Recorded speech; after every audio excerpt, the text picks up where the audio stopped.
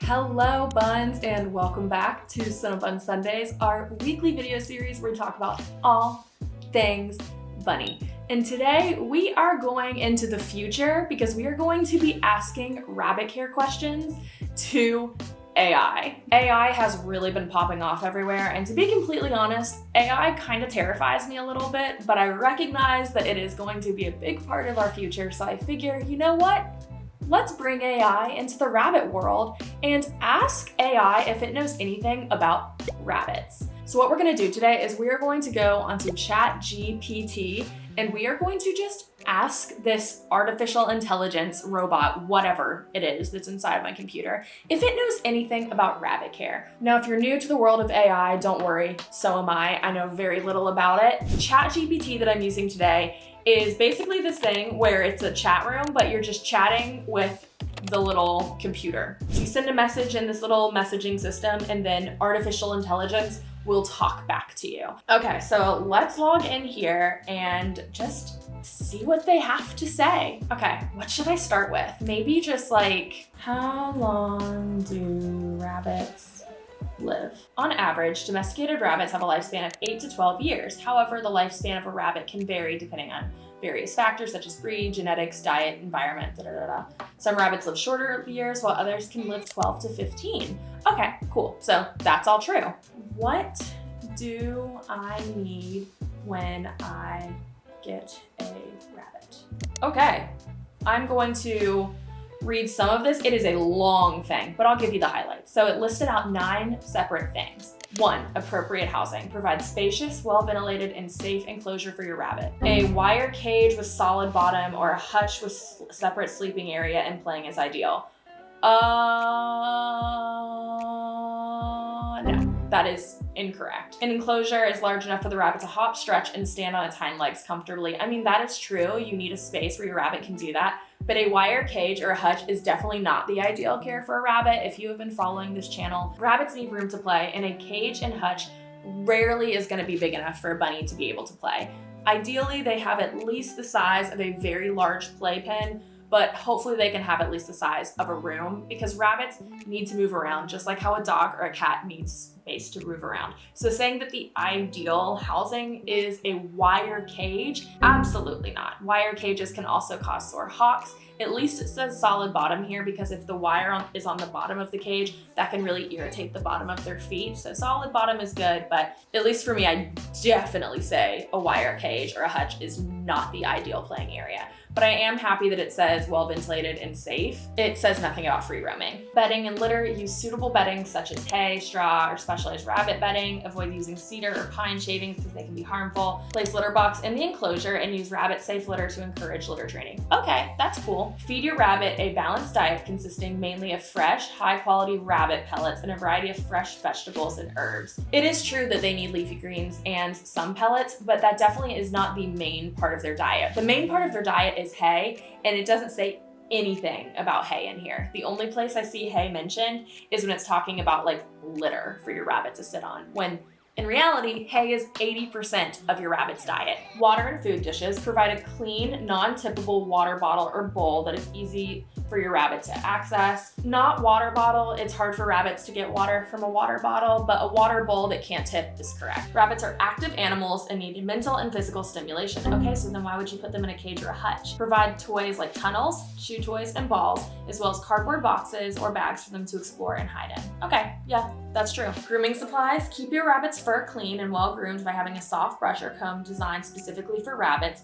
This helps prevent matting and hairballs. Awesome. Regular vet care. Find a knowledgeable rabbit veterinarian and schedule regular checkups for your pet. I love actually that they said rabbit vet here. That's awesome. That's a big plus for me. It is so important that you find a rabbit savvy vet whenever you are looking for care for your rabbit, because a typical veterinarian actually does not know how to treat a rabbit. They really just treat dogs and cats. So you really want to make sure you're finding typically an exotic vet that treats rabbits. Social interaction and exercise. Rabbits are social animals, so spend time with your rabbit daily, providing them with attention and gentle handling.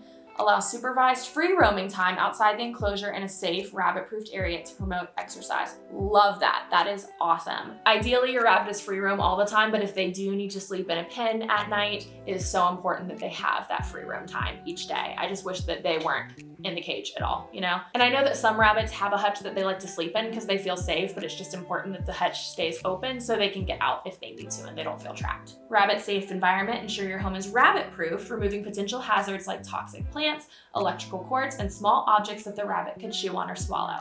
Protect your rabbit from other pets and provide a safe space to retreat if needed. Totally true. All of that's accurate. Okay, so as far as like what do I need when I get a rabbit, I disagreed with the housing, I disagreed with the diet, which I think are two of the most important and misunderstood things about rabbits, but there were some nice statements in here, especially when I was talking about getting a rabbit savvy vet. I think that was really useful. Okay, what do I feed a rabbit? 1, hay. Awesome. Even though on the rabbit care thing before, at least with the diet, the very first thing on here is hay. High quality hay, such as Timothy hay, should make up the majority of your rabbit's diet. So true. 2, fresh vegetables. Pick a variety of fresh veggies daily. Some suitable options include dark leafy greens, kale, romaine lettuce, parsley, herbs, cilantro, basil, and other veggies, carrots, bell peppers, and broccoli. Introduce the veggies gradually to avoid digestive upset. This is very, I would say this is 80% true. Yes, fresh veggies daily is important, but some of the veggies they're listing on here isn't something that I would put in the category of a daily veggie and more in a category of a treat. Like carrots, bell peppers, those are definitely on the higher sugar side, so those should be given very sparingly as a treat. Broccoli actually can make your rabbit really gassy, as well as kale, so I do not feed those to Cinnabun.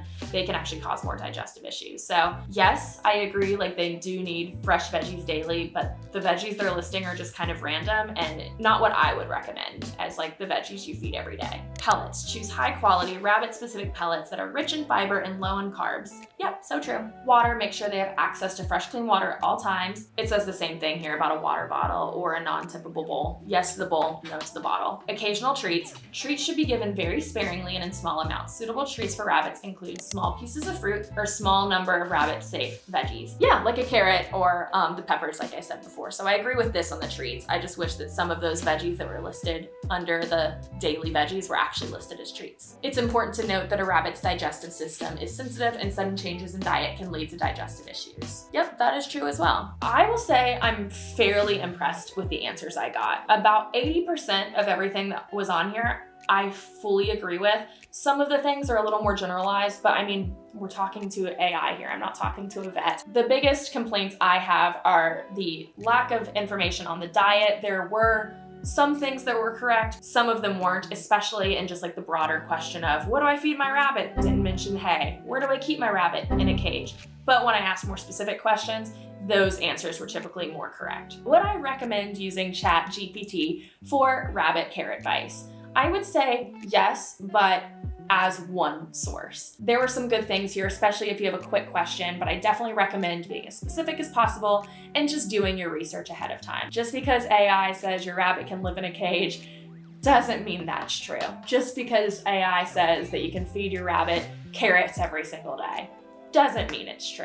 As a whole, I'm pretty impressed with this. I think it was kind of interesting. I definitely thought the little chat thing would be more like talking to a person. This definitely just feels like it's sending me articles online. So that was my experience asking ChatGPT for rabbit care advice. Let me know what you think. Let me know what your thoughts are on AI. I am so hesitant and wary of it, but I know it's our future, so I'm trying to understand it a little bit more, but it's wild out there, man. We are in the future, 2023, so I figured it would be a fun video to try out today. Thank you so much for watching our video today, and I will see you in the next one. Bye, Buns!